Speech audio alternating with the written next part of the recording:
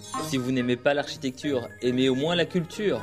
www.misteremma.com. Art Tendance People.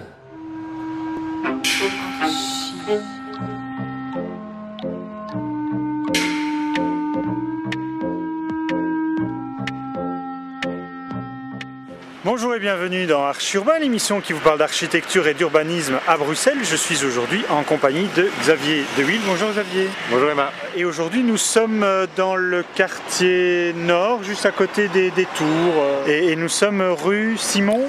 C'est bien ça, donc précisément rue Simons. Et notre bâtiment s'étend de la rue Simons jusqu'à la chaussée d'Anvers. Je me souviens que dans une des toutes premières émissions, j'étais venu vous voir dans vos bureaux, vous m'aviez parlé de ceci, vous m'aviez dit on va construire une barre de logement. Là j'avais fait une grimace, je me dis ouh, une barre de logement, mais il me semblait que c'était dans les années 60 qu'on construisait ça.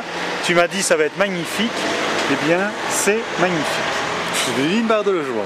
Oui. Ah bon. Oui. Eh bien écoute, c'est un ensemble en tout cas de logements. C'est plus actuel comme mot. Qui s'étend sur une centaine de mètres, qui compte trois commerces situés à l'angle de la rue d'Anvers et de la chaussée d'Anvers et de la rue Simons. De l'autre côté, donc. Une centaine de logements, dont 75% sont traversés. C'est ça. Alors effectivement, la petite histoire de ceci. On est dans un quartier de bureaux, fortement décrié parce qu'il n'y a que du monofonctionnel, des bureaux. Et donc on s'est dit à un moment donné, il faut encore construire une tour, celle qui est juste là derrière. Les autorités politiques se sont dites, ok, je vous accepte pour faire cette tour-là, mais vous faites en même temps du logement. Oui, donc en fait cet îlot fait partie d'un PPS. PPS, ça veut dire plan particulier d'affectation du sol. D'accord. Qui effectivement prévoyait la construction de 2 tours. Et ces 2 tours devaient être accompagnées d'une charge urbanisée. Donc le bâtiment s'appelle Insula. Donc nous avons 2 parties, Insula 2, enfin Insula 1 et Insula 2. Insula 1 était donc à l'initiative de la société de promotion CDP, prévu comme un bâtiment promotionnel de logement. Et la partie Insula 2 constituait la charge d'urbanisme pour la construction de Polestar et Northstar, qui sont ces 2 tours. Qui sont les 2 tours à l'arrière. Une est déjà terminée aujourd'hui et une en construction. Oui. D'accord, je te propose qu'on aille un peu se balader le long du trottoir pour justement découvrir le bâtiment petit à petit. Combien y a-t-il de logements au total dans l'ensemble? Donc il y a une centaine de logements. On a regroupé une Insula 1 et une Insula 2 à l'arrivée. On nous a toujours demandé de pouvoir séparer donc l'un et l'autre pour que... et on voit une séparation quelque part? Non, il n'y a pas de séparation. Donc en fait le bâtiment se constitue de 7 modules qui sont à peu près tous les mêmes. Donc un module de départ, un module d'arrivée, et entre ces modules nous avons un module identique excepté au droit de la jonction entre Insula 1 et Insula 2, où là on a effectivement, on a également un module de rattrapage. Donc ce module type se compose au niveau d'un étage type de 2 appartements, 2 chambres, et d'un appartement, une chambre, mono-orienté sud. Et donc ce type de plan se répète aux étages 1, 2, 3 et 4, avec des appartements, une organisation différente au niveau du rez-de-chaussée et au niveau des penthouse. Revenons quand même aux matériaux alors utilisés ici. On voit beaucoup de métal. Souvent je vais voir des bâtiments et je vais t'avouer que je me dis oula, on a l'impression d'être en prison. Alors qu'ici, moi je trouve que ça donne justement toute la structure du bâtiment et ça donne vraiment une harmonie, je trouve. Oui, c'est ça. Donc en fait, le parti urbanistique du projet était en fait de retravailler ce bâtiment comme un ensemble un peu par analogie, je dirais, au socle des tours que l'on voit dans le quartier nord. Et l'utilisation du métal est devenue assez naturellement, je dirais peut-être pour accompagner, pour agrémenter, pour constituer ce socle et un peu par protection également dans un quartier qui il y a 5-6 ans maintenant était un petit peu plus hostile aujourd'hui pour du logement. Donc cette façade diaphane, parce que c'est une façade métallique perforée, nous donne cette protection par rapport à la rue, notamment au niveau des rez-de-chaussée, et permet également de gérer un petit peu les apports solaires côté sud. C'est une tôle métallique perforée qui a également été pliée pour offrir en fait un relief, c'est-à-dire qu'elle donne une accroche. En fait, ce relief permet d'accrocher l'ombre. Quand tu regardes la façade de près, ce que je t'invite à faire, tu verras que ces plis ont un pas de 4 cm, ce qui permet de dessiner en fait des lignes verticales d'ombre. Quand le soleil est dessus, je crois que c'est un bon exemple aujourd'hui. Eh bien, on voit qu'on a une certaine profondeur en fait dans la matière. D'accord. Alors la deuxième chose, c'est la couleur, parce que ça fait vraiment tout l'aspect du bâtiment, c'est la couleur rouge qui est en contraste avec la tôle qui est plutôt foncée. Et donc on a effectivement voulu mettre en évidence les terrasses pour que en fait, l'intérieur de ce logement, donc la perception qu'on en est de l'intérieur des logements, soit par contraste avec l'utilisation du métal, soit une couleur plus chaude, soit une ambiance plus chaude. Tu verras également que le revêtement de sol des terrasses et les lisses des garde-corps sont également en bois pour avoir un contact, je dirais, directement avec une matière plus chaleureuse. D'accord. Dernier élément de l'aspect extérieur du bâtiment, ce sont les fenêtres qui reviennent et qui rythment un peu justement cet ensemble de logements et qui donne un aspect non pas de bar uniforme mais justement qui va rythmer la façade. Je dirais par souci d'économie, les modules, comme je te le disais, sont répétitifs et sont les mêmes.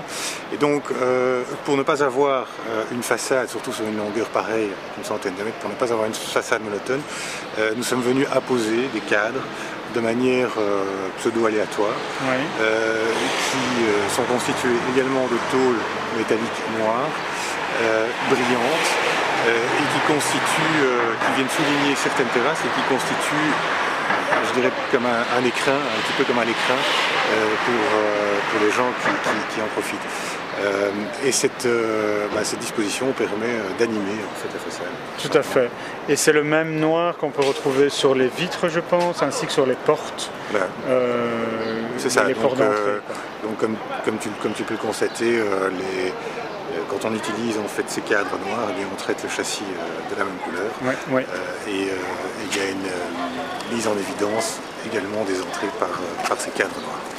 Ces logements, ce sont quoi? Ce sont des logements sociaux pour finir ou des logements que monsieur et madame tout le monde peuvent acheter ou c'est uniquement à la location? Donc ce sont aujourd'hui des appartements à louer.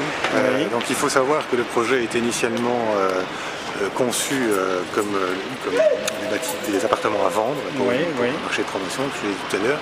C'était la société CDP qui était à l'initiative de ce projet.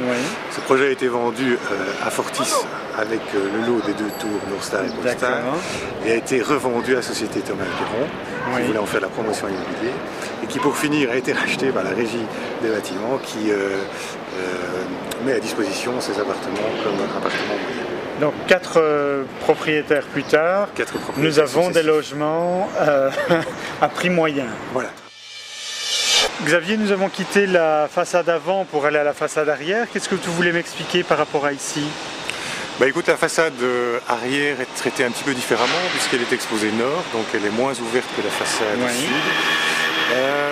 Nous utilisons également les cadres comme système, disposés de manière aléatoire. La seule différence, c'est que les cadres ont une fonction également autre qui permet de limiter en fait la vue plongeante que pourraient avoir les tours dans les logements.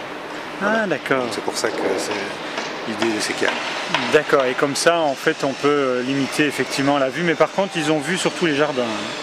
Par contre, ils ont vu surtout les jardins, oui, ça, c'était un petit peu dur de l'éviter. On ne pouvait pas faire grand-chose.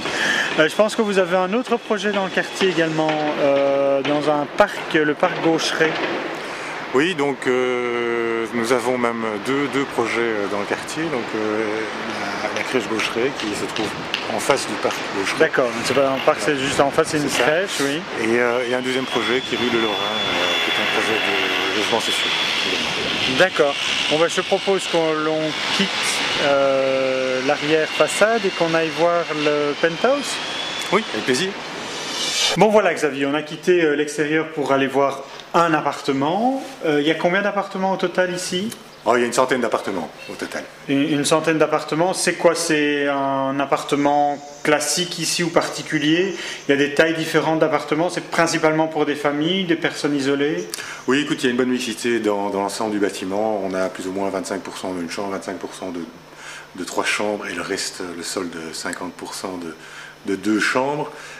Ici, on est dans un appartement d'angle, donc qui est un petit peu plus grand que les autres, qui bénéficie à la fois d'une vue sur la chaussée d'Anvers et sur la rue Simons. D'accord. Je te propose qu'on se déplace et que l'on aille sur une des terrasses, puisque cet appartement on a 2, et on va montrer un peu la vue que nous avons ici. Magnifique quand même. Oui, magnifique. Il y a plus moche. Hein. Voilà, une vue plein sud avec une enfilade de terrasses séparées par des bacs plantés. Tour et taxi d'un côté, le quartier nord de l'autre. Voilà, donc la chaussée d'Anvers ici, la rue Simons, effectivement de ce côté-là. On a en fait travaillé ici sur une terrasse en retrait, comme l'autorisait le PPAS. Et cette terrasse a été traitée en bois, en contraste avec le reste du bâtiment qui est en façade métallique. C'est la première fois que je vois la 4e tour non construite du WTC. Je suis au niveau de pouvoir... C'est un joli jardin hein, quand même. Oui, tout à fait. Non? Bon, on va rester sur cette petite note verte. Xavier, on se retrouvera pour d'autres émissions. Tu m'invites quand tu le désires. On peut voir et revoir cette émission sur www.archiurbain.be. Xavier, merci beaucoup et à bientôt. Mais de rien, Christophe. À très bientôt. Merci.